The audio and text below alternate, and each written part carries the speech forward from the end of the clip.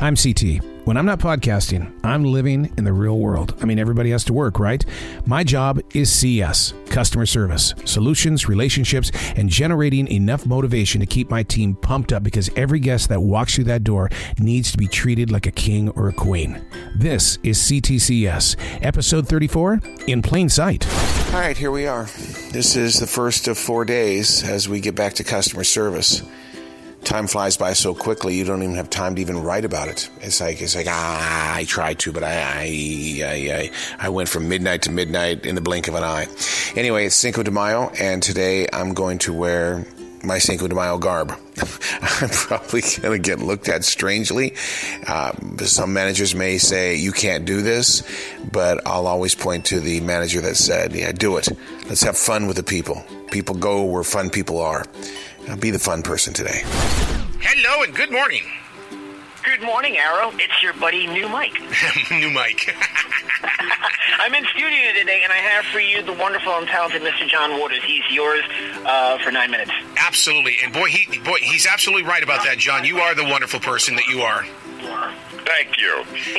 Man, I got to tell you, this book, John, I wish that you could be like Jackie Collins and give us a book like 2 and 3 times a year. You know how to write, and you know how to get inside of our imaginations. Thank you very much. I wish, because it took 3 years to write the book. I don't know that Jackie Collins takes that long, but Barbara Cartland's always the one that said she just picks up a tape recorder and says, chapter 1, and starts talking, and that's the whole book. The infamous transition walk. Trying to create some separation between the podcaster and the CS person, but being out here on the transition walk is going to be interrupted by another podcast. I have an interview with the Scorpions here at 12:23. I just finished having a conversation with Hollywood legend John Waters. So I may have to take a different kind of transition walk after the Scorpions. This will be like, I want to say my 8th or 9th time with them. I love talking about them. I love promoting them. They're such huge fans of their fans that it's like, you know what? Yeah, I want to promote you because you love us. Hello and good afternoon, everybody. Hey, Arrow. It's Kevin over at Studio New York. I got the Scorpions getting ready to talk to you in about a minute or two. Sorry that we're running late. That's cool. I'm going to put you on hold. Next thing you know, they'll be saying hello to you. Okay, man? All right, dude. Thanks. Thank you, Arrow. Hello. Hi, Arrow. Hi, Arrow.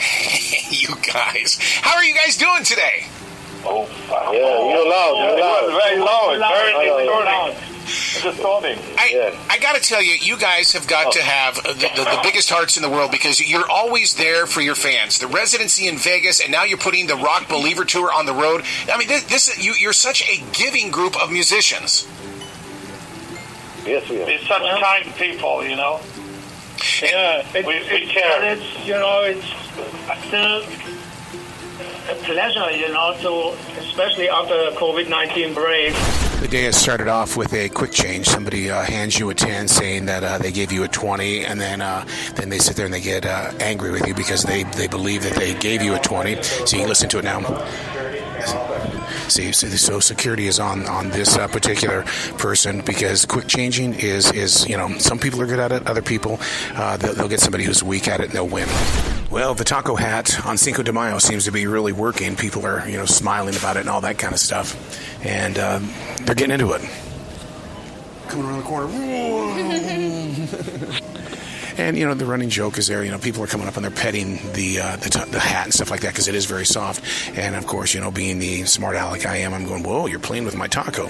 Or I'll sit there and I'll say, so you like playing with the meat, huh? As I know, crossing the line, no HR, no HR. Mother's Day weekend. And there are cards that are being purchased left and right. And it's looking for that right card for Mother's Day and making sure it shares the right message and the...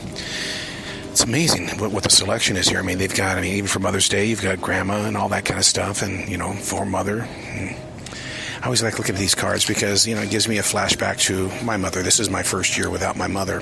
And so to see people, embracing the moment, puts a smile on my heart. An interesting situation. We've got a gentleman that's been parked in his car in front of the store for about probably 35 minutes. No movement in him whatsoever. So we're going to go outside and see if maybe if he's sleeping or if there's really a problem. An update on the man in the car. 10 minutes has gone by, and he still isn't moving, and it's one of those where it's like, I don't want to wake him up if he's sleeping, but at the same time, if he's in danger, and so my coworkers are saying, just let him sleep, man. That's what old people do. And it's like, my heart is a caring heart. At least I hope so. And so I'll keep you up to date.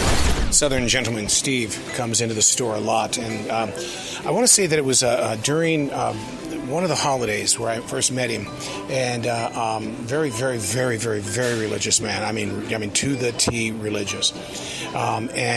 So he comes in today.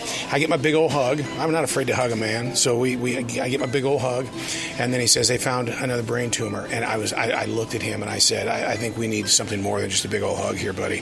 I think we need to go into some prayer if you don't mind. And we did, right there in the middle of the store, and people came in and joined us. One thing I need to do is I need to give you an update on the older gentleman that was in the car. And a few minutes went by after we all decided that he was sleeping. And what happened was that we found our way to the car, and that's when his daughter came outside and I said, no, he's an old man, he's just sleeping. But it still freaked me out to see an older man on a hot 85-degree day. There's no air conditioning in the car. All the windows were up. I mean, yeah, I had concern. 10 minutes before 9 p.m. and on Cinco de Mayo, and there are some intoxicated people inside our store tonight, and it's because there's so many restaurants around us. In fact, there's a gigantic taco restaurant not too far from us, and they're goofy. Nobody is getting out of control or anything like that, but it's definitely one of those nights where you want to be aware of what's going on, and more importantly, I want to be aware when I'm driving home tonight, because at between 10 and 10:30, people are still in the bars celebrating Cinco de Mayo. The transition walk into day number 2, Mother's Day weekend. Cinco de Mayo officially over. My taco hat has been put away for another year. Smells like an ocean out here. You can tell that we're about ready to get blasted by a storm system that's coming from the Gulf of Mexico. But yeah, it's very humid and smells like an ocean. Fish pee. I don't know if it's illegal or not, but one of the things that I've noticed today, they're not asking for money. They're not, going up to people and getting money or anything like that. But a couple of women are walking through the store, and they kind of nice it up with the single guys, and then the single guys end up buying the groceries for them. It's not illegal. It's pandering, but that seems to be the thing. And then now the question is, the women keep coming back in. And they do it again, and they've done it 3 times, and so, but they know what car that they're getting into, and they know that there's 2 guys inside that car that's with them. If you ever want to see an entire grocery store stop in the middle of everything, have your weather alarm go off that says tornado warning. And I mean, everybody was looking at their phones, and we all just sat there, and it's like, okay, so it says tornado warning, one has been spotted, or a funnel has been spotted, and people inside the grocery store, we just we didn't huddle together, but what we did is we kind of, our energy level just kind of went together as one. You could feel people's energy around you. An update on the tornado warning. Nothing was actually touching the ground. They did spot a funnel, and then just as fast as it got dark, as bright as it got, and now we're all headed outside to see the double rainbow. Oh, geez, look at that! Holy man, you go from a stunned group of people to that. Look at that! It really is a double rainbow. I was over talking with Floral, and Mother's Day weekend, they're expected to make $30,000 to $35,000 per day, even on Mother's Day. And so we are just bombarded with flowers. And then the florist goes, but what happens if we don't sell it? And she goes, that's my biggest worry, is that they ordered so many that if we don't sell it, we're going to have to throw them away, and that's going to be huge on my budget. Closing time, night number 2. Not going to end on a positive note.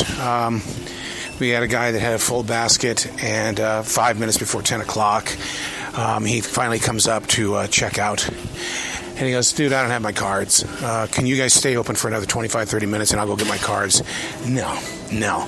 So I'm going to spend the next 25, 30 minutes putting away every single piece that's in this basket right now. Fake smiles, candy-coated bathroom smiles. All right, here we are.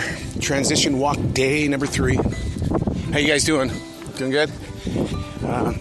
going for these long walks only to transition from who I am at home to being right there in front of people where it is the show. And Mother's Day weekend, and it's been one hell of a weekend in the way that we had Cinco de Mayo, and today it's the running of the Roses, the Kentucky Derby at Churchill Downs. And that one hits me in the heart because my neighbors and I have been together 28, 29 years, and every Kentucky Derby, we've always had parties at the pool. And to us, it was just the official start of opening up the pool here in the South. And I won't be there. In fact, they just asked me, can you get out of it? I'm going, I don't want to get out of it. And the reason why is because I don't like it when other people get out of not coming to work and everything like that. So I gave him my money. I put my bets down and all that kind of stuff of who's going to win.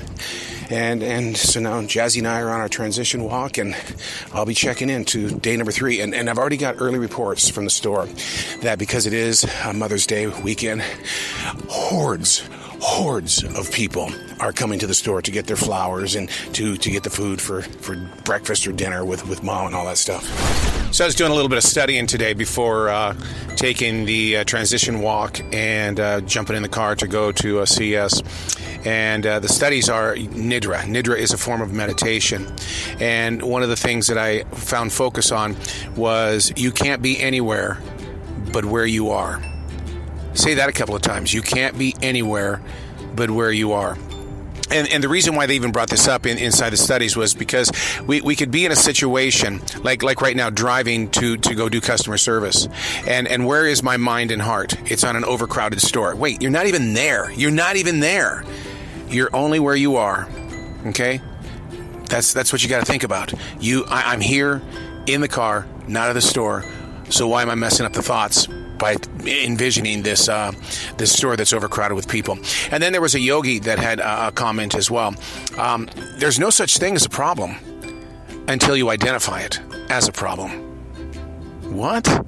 There's no such thing as a problem until you identify it as a problem. So if you never identify it as a problem, what's the problem?